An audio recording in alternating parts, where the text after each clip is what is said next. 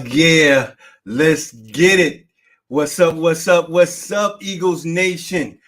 This is and I want to welcome you once again to the Fan Cave, where it doesn't matter where you live, as long as Eagle pride is what you give. I'm your host, OGP, and you know the deal. It's time to get real. You see the ticker and the thumbnail, so you know the time to show one more video. Please like, subscribe, share, and hit the notification bell. You know that old song, ring my bell.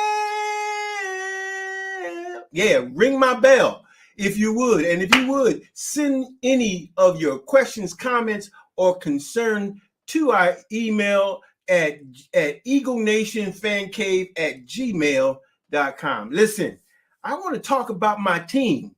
My team is the Philadelphia Eagles. Listen, AJ Brown sent out a tweet, and he was talking about how he thought that it was interesting how those wide receivers in his class or around his class was able to be retained by the team that drafted him or drafted them.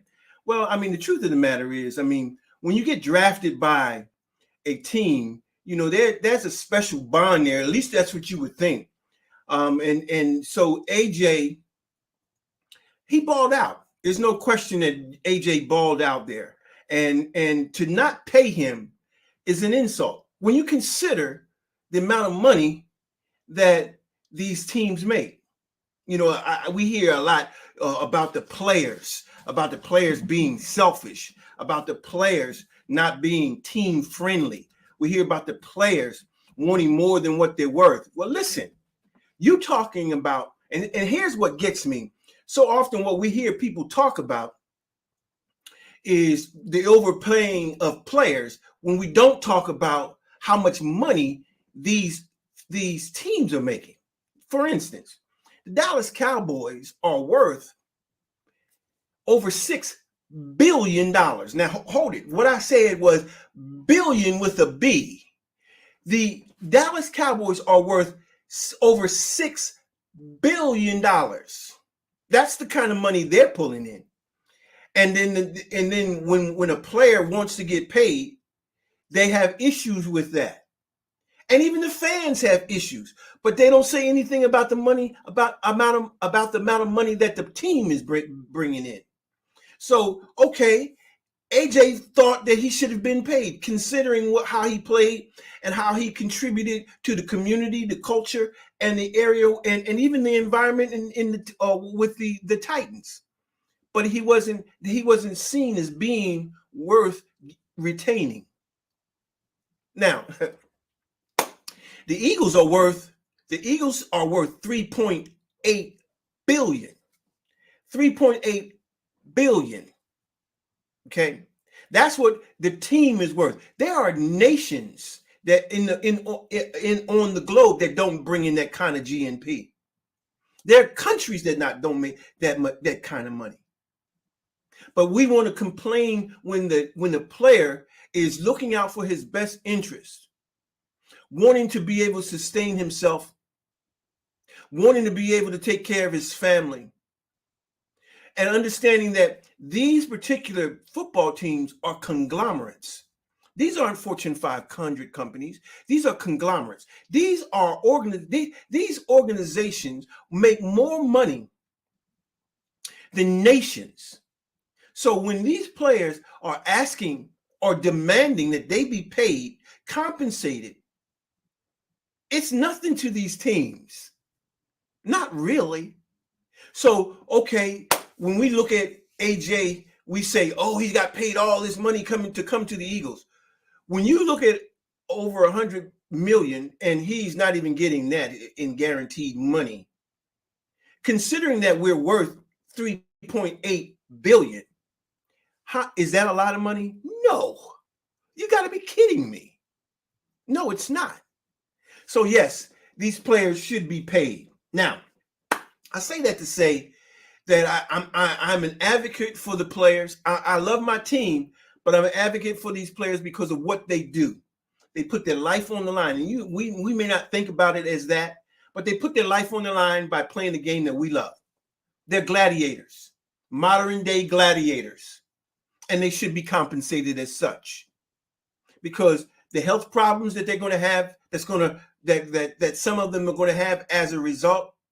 I remember I was at a hospital for an examination, and I was getting in the elevator, and in the elevator, I'm in the DC area. In the elevator comes Art Monk, and he's saying, he's there for examination, and this guy hasn't played in I don't know how long. I don't even remember the last time Art Monk was. Some of you probably don't even know who Art Monk was. He's a wide receiver for the Washington Redskins or Commanders now. But we were talking about playing and him being a part of the Redskins and the after effects that come as a result. And listen, okay, they need to be able to get paid, because they're going to need to be able to take care of themselves once they get out of the game. The ramifications, the results of playing this game will last a lifetime. But I mean, hey, I'm an advocate for players. All right, so I know I got off target. This is about training camp live. It's about training camp on a daily basis. But I needed to say that because I think it's very, very important. Listen, when it comes to training camp, what I'm enjoying right now is the war that's going on, the accountability that's being placed on the wide receivers by the DBs, and the DBs and the wide receivers keeping the DBs accountable by their play. I think they're pushing one another. I think the play that they're receiving in training camp will not compare to what they're receiving on game day. So, I mean, if you can play and you can do it in practice, game day should be easy. I am so impressed with what's happening. Not only is it sharpening both DBs and the wide receivers, it's doing that same job for the quarterbacks. I mean, I don't think that overall Jalen Hurts is going to face a 1 and 2, or I say 1 and 1A cornerbacks like Bradbury and Slay in a game. I don't think they're going to be continually facing those level of corners. So if he can just really hone in and sharpen his skills in practice, that's what's going to make the difference.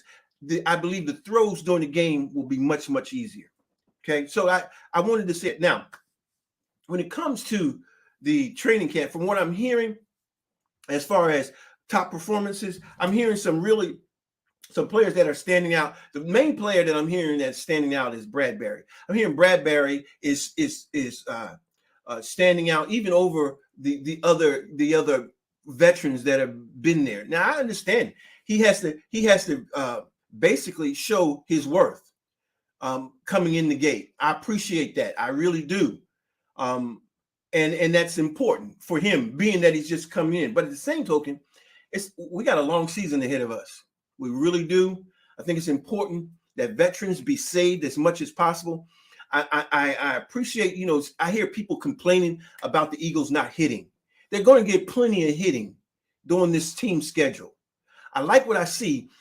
Some of the things I see the Eagles doing, they have them falling to the ground. They have them hit. They take the boxing glove and hitting them. And these are things that are done to help toughen the body.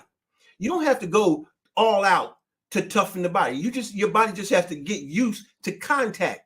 Once your body gets used to contact, it doesn't matter how hard the contact, if it's gotten used to contact, regardless of how they get hit in practice or in OTA or whatever.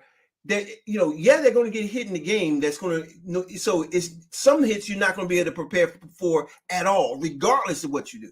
But the bottom line is toughening up the body, getting ready, getting the body conditioned for contact is important. That's what the Eagles are doing, because what they're doing is they're saving the body for those massive hits that's going to take place during the season. I hear people talking about soft tissue.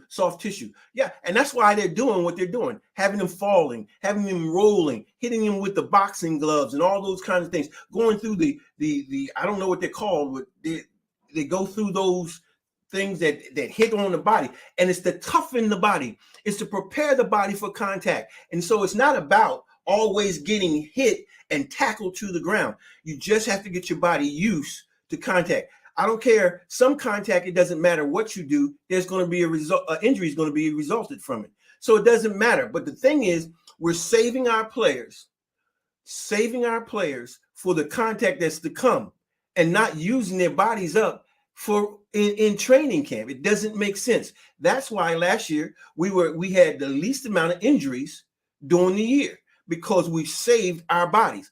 And what they're doing is they're saving the veterans. They're saving the veterans and ensuring that our veterans don't get used up.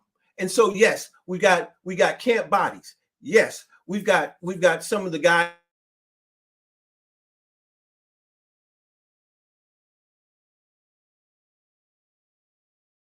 are able to get the reps that they need. I get that. So it's important. It's important. I'm looking at the screen because my I got all kinds of things happening here. I'm hoping that I'm still live, but because okay, there we go. We're still live. Sorry about that. So it's important that our running backs get those reps that they need, because I'm telling you, I believe, but yet, with the running backs we have, we still need a big back, and I think we're going to get one. It's going to happen sooner. It's going to happen later than sooner, most likely. I think it's going to probably happen down the road, or when it comes to the place where we think we need. We didn't have a real big back last year and led the NFL in rushing, a lot because of Jalen. I get it, but the bottom line is we did it without a big back, and so we can do it again. We can do it again, but I would love to see a big back that's able to take some of those yards that Jalen that provided last year, and be able to have a back provide those yards for us now.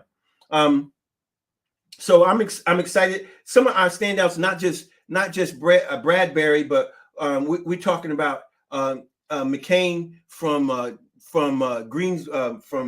Greensboro, North Carolina A&T, from Greensboro, North Carolina, Aggie Pride, which is where my folks live. So I know about North Carolina A&T, and McCain is playing tremendously for the D-backs for our team. TJ Edwards doing a tremendous job. Jordan Davis doing a tremendous job. Jordan Davis is going to probably cause the Eagles to change how they go about approaching their line play this year. I think he's going to make that much difference.